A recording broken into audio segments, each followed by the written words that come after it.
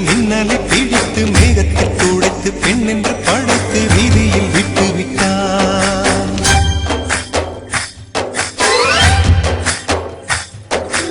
இப்படி இன்னொரு பெண்மையை படைக்க தன்னிடம் கற்பனை தீர்ந்ததை எண்ணித்தான் பிரம்மனும் மூர்ச்சையுற்றான்.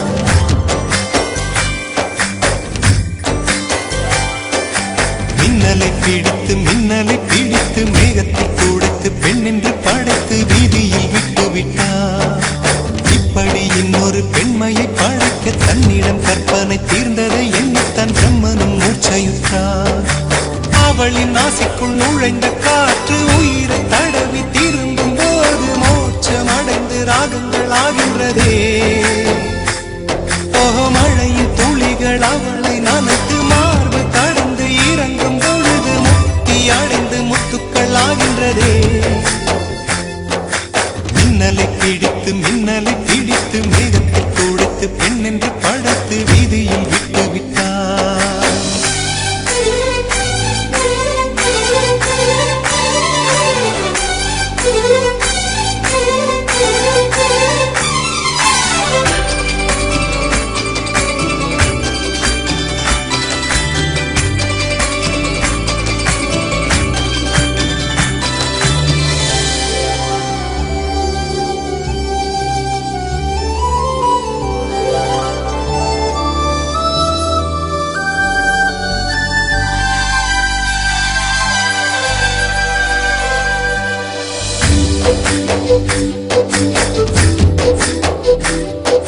நிலவின் ஒளியை பிடித்து பாலில் நனைத்து கன்னங்கள் செய்து விட்டார்.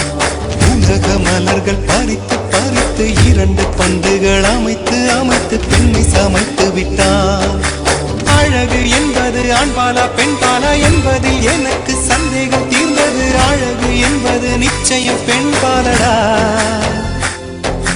கவிதை என்பது மொழியின் வடிவம் என்றொரு கருத்தும் இன்று உடைந்தது. கவிதை என்பது கன்னி வடிவமடா. மின்னலை பிடித்து மேகத்தில் துடைத்து பெண் என்று படைத்து